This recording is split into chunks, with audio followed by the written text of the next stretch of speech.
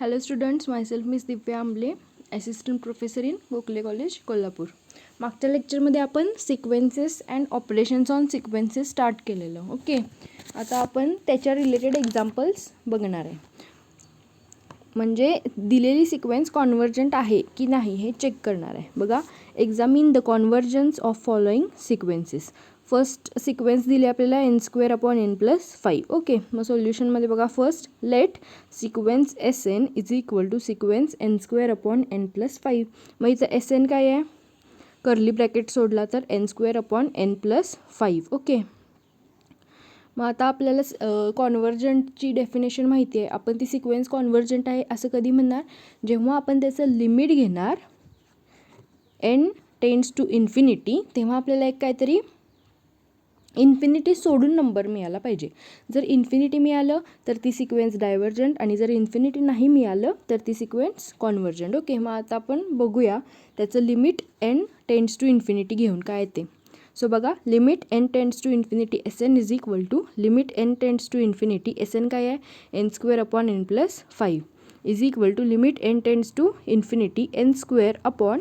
आता डिनॉमिनेटरमधून आपण n common घेणार आहे. जर आपण n कॉमन घेतलं डिनॉमिनेटरमधून तर काय मिळेल, 1 + 5/n. ओके, बघा next is equal to limit n tends to infinity. मग आता न्यूमरेटरमधलं एक n आणि डिनॉमिनेटरमधलं एक n कॅन्सल होईल. मग काय राहील, n/1 + 5/n. मग आता लिमिट काय घेतलं, n टेंड्स टू इन्फिनिटी. मग आता जर आपण n is equal to infinity या गिवन इक्वेशनमध्ये पुट केलं तर काय मिळेल, न्यूमरेटरला फक्त n आहे, तिथे इन्फिनिटी मिळेल, डिवायडेड बाय 1 + 5/n.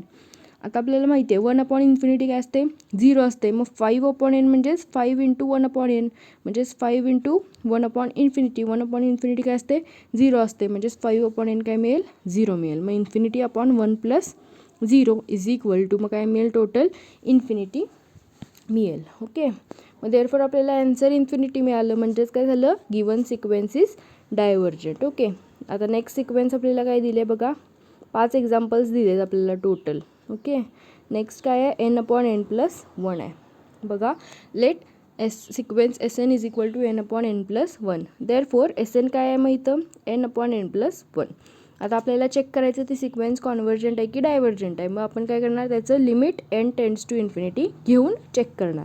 बघा, limit n tends to infinity Sn is equal to limit n tends to infinity Sn काय आहे, n/n+1. आता मागच्या एक्झाम्पलसारखंच आपण डिनॉमिनेटरमधून, म्हणजे आता तुम्ही बघू शकता न्यूमरेटरमध्ये एक n ऑलरेडी आहे. मग आपण डिनॉमिनेटरमधून एक n कॉमन घेतलं तर ते कॅन्सल होईल. देअरफॉर मग आपण डिनॉमिनेटरमधून एक n कॉमन घेणार. मग काय मिळेल आपल्याला, मग न्यूमरेटर आणि डिनॉमिनेटरमधलं n कॅन्सल होईल. मग काय राहील, 1/1 + 1/n. ओके, मग आता n इक्वल टू इन्फिनिटी आपण पुट करणार गिवन इक्वेशनमध्ये. मग काय मिळेल, 1 न्यूमरेटरमध्ये 1/1 + 1/n म्हणजेच 1/इन्फिनिटी काय असते, 0 असते. म्हणजेच आन्सर काय मिळालं, 1 मिळालं. इन्फिनिटी नाही मिळालं. म्हणजेच ती सिक्वेन्स काय आहे, कॉन्व्हर्जंट आहे. कळालं. नेक्स्ट बघा, next example, let sequence Sn is equal to 3n/n+7√n. Okay, म्हणजेच Sn काय मिळालं आपल्याला, 3n/n+7√n. ओके, मग आता आपण त्याचं लिमिट घेणार. Limit n tends to infinity Sn is equal to limit n tends to infinity Sn काय आहे, 3n/, इथं प्रिंटिंग मिस्टेक आहे, n+7√n आहे इथं. ठीक आहे, एक्झाम्पलमध्ये बघा.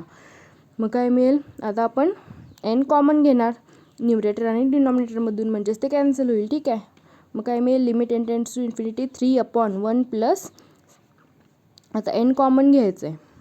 ठीक आहे, आणि इथं नेक्स्ट टर्म काय आहे, 7√n आहे. म्हणजे एक √n शिल्लक राहील डिनॉमिनेटरमध्ये. म्हणजेच काय मिळेल, 1 + 7/√n. ठीक आहे, मग आता n equal to infinity put केल्यावर काय मिळेल आपल्याला, 3/1 + 0. म्हणजेच आन्सर काय मिळालं, 3 मिळालं. म्हणजे सिक्वेन्स काय आहे, कॉन्व्हर्जंट आहे. ठीक आहे, नेक्स्ट बघा, next sequence, let Sn is equal to 3n/n+7n². ठीक आहे, म्हणजेच Sn काय मिळालं, 3n/n+7n². मग आता आपण त्याचं लिमिट घेणार. Limit n tending to infinity Sn is equal to limit n tends to infinity 3n/n+7n². मग आता n आपण कॉमन घेणार न्यूमरेटर आणि डिनॉमिनेटरमधून. ठीक आहे, म्हणजेच ते कॅन्सल होईल. मग काय राहील, 3/1 + 7n. मग आता जर आपण n equal to infinity put केलं तर आन्सर काय मिळेल, 3/इन्फिनिटी. मग 1/∞ काय असते, 0 असते. म्हणजे आन्सर काय मिळालं, 0 मिळालं. जरी आन्सर 0 मिळालं तरी सिक्वेन्स कॉन्व्हर्जंट. ठीक आहे. फक्त इन्फिनिटी मिळालं तर डायव्हर्जंट. ठीक आहे. आता नेक्स्ट थेरम बघा. If sequence SN n equal to 1 n from 1 to infinity is a sequence of non negative real number. म्हणजेच काय दिलं आहे, नॉन निगेटिव्ह म्हणजेच पॉझिटिव्ह. म्हणजे सिक्वेन्स काय आहे, सिक्वेन्समधले सगळे नंबर्स पॉझिटिव्ह आहेत. ठीक आहे. आणि अजून काय दिलं आहे, and limit n tends to infinity SN is equal to L दिले. देन आपल्याला प्रूव्ह काय करायचं आहे, L greater than or equal to 0. म्हणजेच एक सिक्वेन्स दिली आहे ज्यातले सगळे नंबर पॉझिटिव्ह आहेत आणि त्याचं लिमिट दिलं आहे L आहे. लिमिट काय दिलं आहे, त्याचं L दिलं आहे. आणि आपल्याला प्रूव्ह करायचं आहे जर सिक्वेन्समधले सगळे नंबर पॉझिटिव्ह असतील तर त्याचं लिमिट पण पॉझिटिव्ह असेल. ठीक आहे. प्रूफ बघा. Given sequence SN n from 1 to infinity is a sequence of non negative real numbers and अजून काय दिलं आहे, limit n tend to infinity SN is equal to L. ठीक आहे. आता आपल्याला प्रूव्ह काय करायचं आहे, L greater than or equal to 0 हे आपल्याला प्रूव्ह करायचं आहे. मग आपण ते कॉन्ट्रडिक्शनमध्ये प्रूव्ह करणार. म्हणजेच काय करणार, आपण असं सपोज करणार की L हा लेस दॅन 0 आहे, म्हणजे L हा निगेटिव्ह आहे असं आपण सपोज करून सॉल्व करायला स्टार्ट करणार. मग आपल्याला कुठेतरी कॉन्ट्रडिक्शन मिळेल, चुकीची माहिती मिळेल. म्हणजे गिवन स्टेटमेंट चुकीचं आहे असं सिद्ध होईल. जर L लेस दॅन 0 घेऊन जर आपल्याला चुकीची माहिती मिळत असेल तर मग ऑब्वियसली काय असेल, L greater than or equal to 0 असेल. ठीक आहे. मग suppose the contrary L strictly less than 0. Okay. मग आपल्याला लिमिट ऑलरेडी दिले, limit n tend to infinity SN is equal to L. मग इथं आपण लिमिटची डेफिनेशन यूज करणार. काय असते, for given epsilon greater than 0 there exist positive number n, positive integer n such that mod of SN minus L is less than epsilon. Okay. मग आता आपण इथे इप्सिलॉन चूज करणार त्या डेफिनेशननुसार. देन फॉर इप्सिलॉन काय असतं, देन फॉर डेफिनेशनमध्ये epsilon greater than 0 असेल.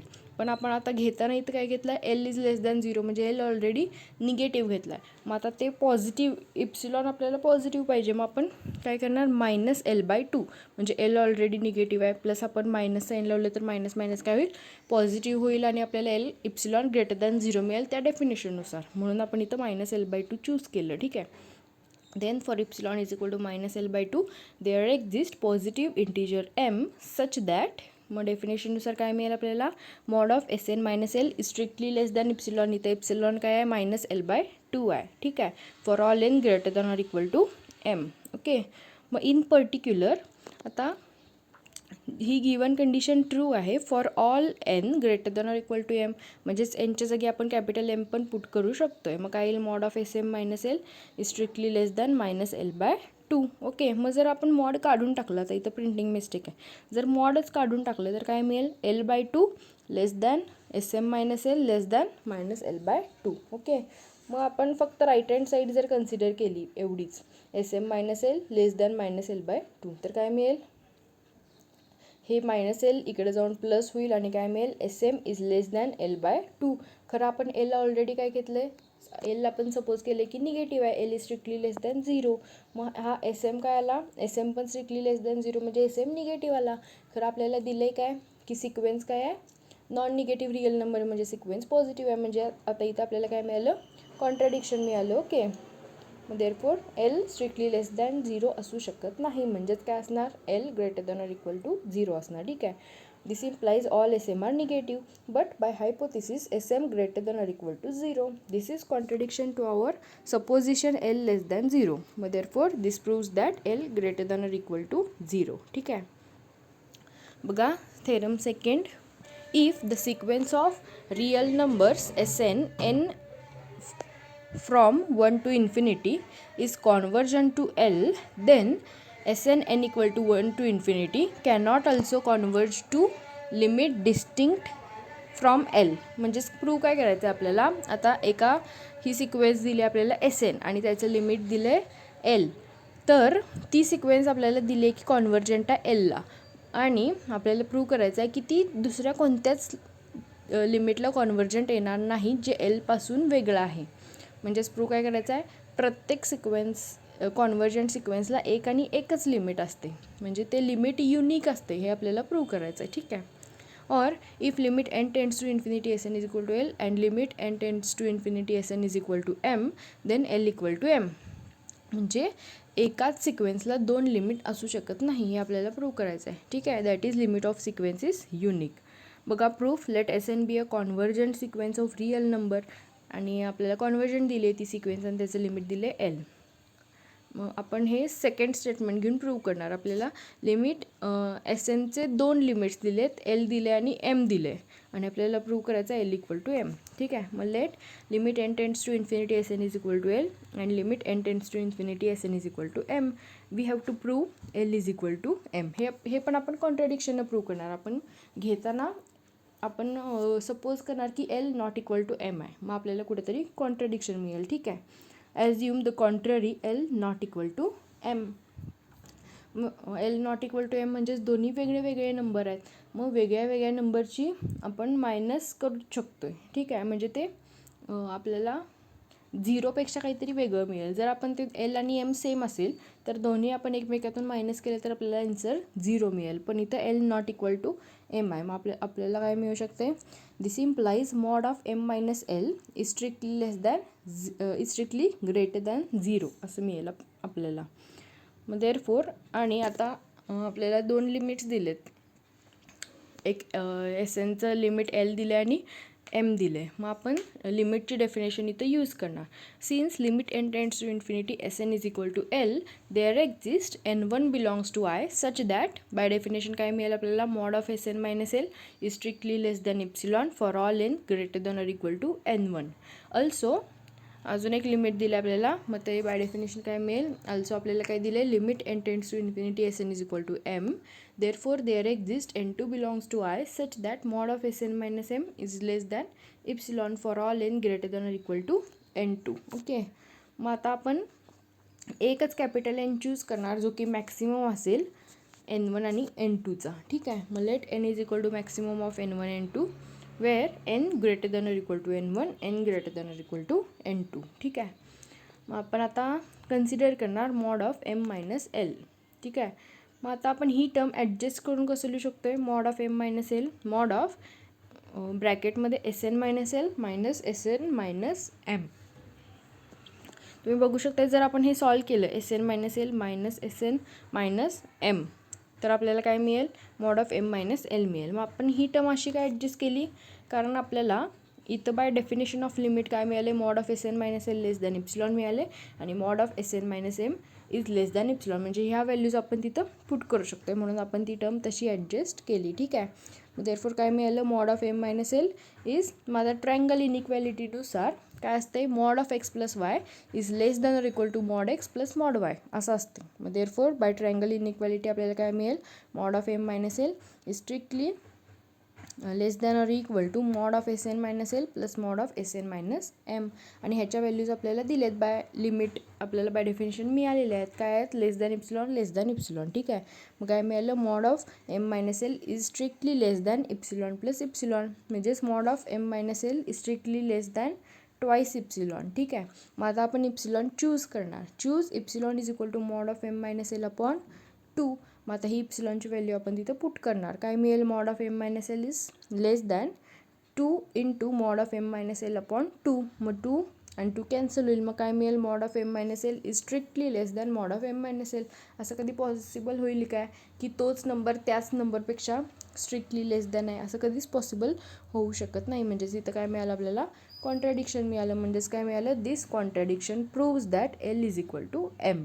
ठीक आहे, आता अजून 2 थेरम आहेत, पण त्याचे प्रूफ आपल्याला सिलेबसला नाही आहेत, फक्त तुम्ही स्टेटमेंट लक्षात ठेवा. ठीक आहे, बघा theorem third, if the sequence of real number S N N equal to 1 to infinity is convergent to L, then any subsequence of S N N equal to 1 to infinity is also convergent to L. म्हणजेच काय, आता एखादी sequence एका लिमिटला कॉन्वर्जंट आहे, L या लिमिटला कॉन्वर्जंट आहे, मग त्याची कुठली पण सबसिक्वेन्स जरी घेतली, सबसिक्वेन्स आता सेटचा सबसेट कसा असतो आहे तसंच सिक्वेन्सची सबसिक्वेन्स असते, म्हणजे त्यातलीच थोडे नंबर घेऊन तयार केलेली सिक्वेन्स. ठीक आहे, मग ती पण एललाच कॉन्वर्जंट असेल असं सांगितलं यामध्ये.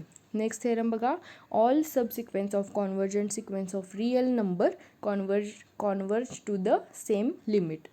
एक सिक्वेन्स एलला कॉन्वर्जंट आहे तर त्याच्या सगळ्या सब सिक्वेन्स पण एललाच कॉन्वर्जंट असतील. ठीक आहे. नेक्स्ट पॉईंट आपण नेक्स्ट लेक्चरला कंटिन्यू करूया. थँक्यू.